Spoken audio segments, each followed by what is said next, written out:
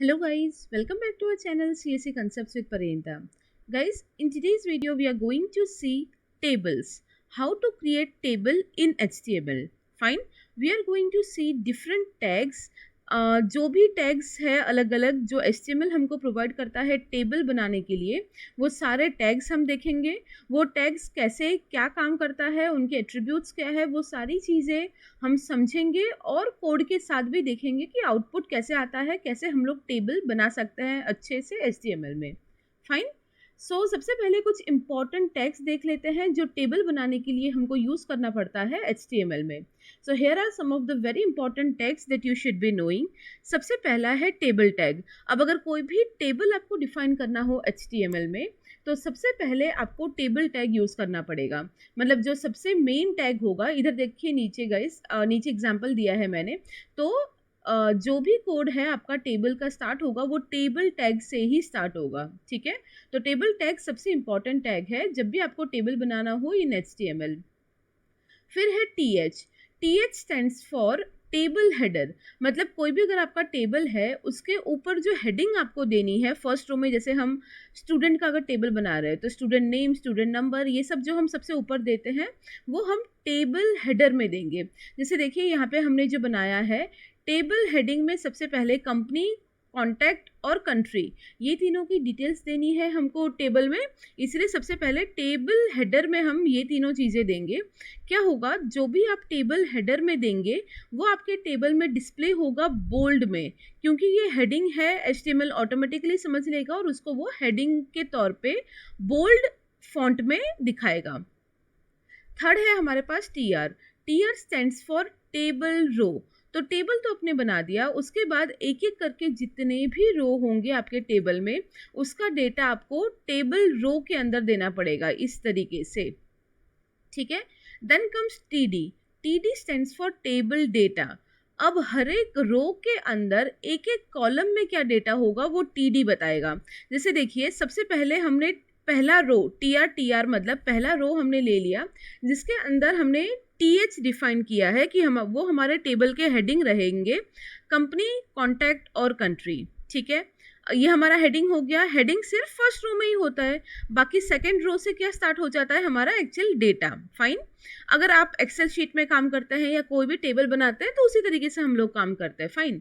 तो ये पहला रो मैंने ले लिया, पहला रो खत्म हो गया यहाँ पे और उसके अंदर टेबल हेडिंग मैंने दे दी. अब आता है नेक्स्ट रो. नेक्स्ट रो के अंदर हमने वापस TR लिया है और वो रो के अंदर कितने कॉलम में हमारा डेटा रहेगा वो हमने देखा है. तो देखो 3 TD हमने यहाँ पे लिया है, उसका मतलब 3 कॉलम्स होंगे हमारे पास और तीनों कॉलम में हमारे पास डेटा होगा. मतलब ये कंपनी का डेटा ये है अल्फ्रेड समथिंग, कॉन्टैक्ट मेरिया समथिंग एंड कंट्रीज जर्मनी. ठीक है. अगेन उसी तरीके से सेकेंड रो आएगा हमारे पास यहाँ पे और उसका डेटा आएगा. Fine.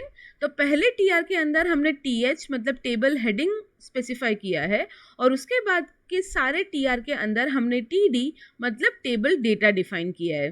Fine, it's very simple.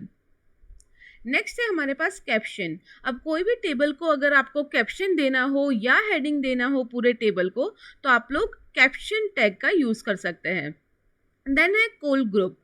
It specifies a group of one or more columns in a table for formatting. ठीक है. तो वन या मोर देन वन कॉलम्स को अगर आपको एक साथ फॉर्मेट करना हो तो आप कॉल ग्रुप का यूज करके फॉर्मेटिंग कर सकते हैं. What is call? It specifies the column properties for each column within a call group element. तो call group आपका मेन जो पेरेंट एलिमेंट है वो होगा और उसके अंदर कॉल डिफाइन करके आप कोई भी कॉलम को प्रॉपर्टीज दे सकते हैं. TH stands for it groups the header content in the table. T body क्या होता है? It groups the body content in a table. और T foot it groups the footer content in the table. ठीक है. तो table का अगर आपको हेडर देना हो तो T हेड, फुटर देना हो तो T फुट और जो मेन बॉडी पार्ट है that stands for T body. Fine. तो ये कुछ टैग्स है जो आपको पता होना चाहिए, बेसिक्स वो क्या होते हैं. अब देखिए इधर छोटा सा हमने एग्जांपल ले लिया है जिससे आपके कंसेप्ट्स क्लियर हो जाएंगे. बेसिक टेबल कैसे बनता है.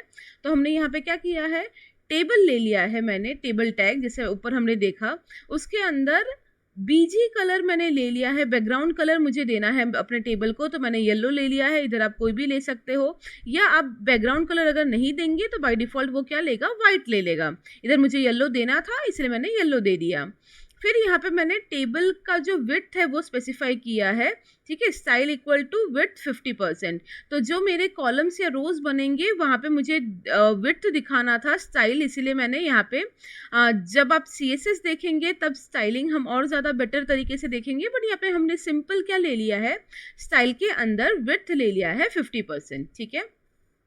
अब जैसे हमने बात की टीआर हमारा रो डिफाइन करता है, तो पहले रो में हमने हेडिंग ले लिया, दूसरे रो में हमने डेटा ले लिया, तीसरे रो में हमने अगेन डेटा ले लिया, चौथे रो में मैंने क्या किया है, देखिए अगेन ये चौथा रो हमने डिफाइन किया है टीआर। उसके अंदर जो मैंने TD लिया है उसके अंदर मैंने यूज़ किया है कॉल स्पान। तो ये गाइस, ये जो कॉल स्पान है it is very important. Call span और रो स्पान ये दो एट्रीब्यूट्स होते हैं TD के। जैसे यहाँ पे देखिए ये जो बीजी कलर हमने लिया है और यहाँ जो विड्थ डिफाइन किया है, ये काइंड ऑफ आप क्या बोल सकते हो, टेबल टैग के एट्रीब्यूट्स है। उसी तरीके से TD के दो इम्पॉर्टेंट एट्रीब्यूट्स है कॉल स्पान और रो स्पान। कॉल स्पान कब यूज होता है, जब आपको कॉलम्स मर्ज करने हो, और रो स्पान कब यूज होता है, जब आपको रो मर्ज करना हो। अब देखिए गाइज, ये जो मैंने कोड लिखा है ना, यहाँ पे इतना सा जो हमारा कोड है टेबल का, इसको रन करके मैं आपको इसका आउटपुट दिखाती हूँ, आपको ज़्यादा अच्छे से पता चलेगा कॉल स्पान क्या कर रहा है। तो ये देखिए इसका आउटपुट है।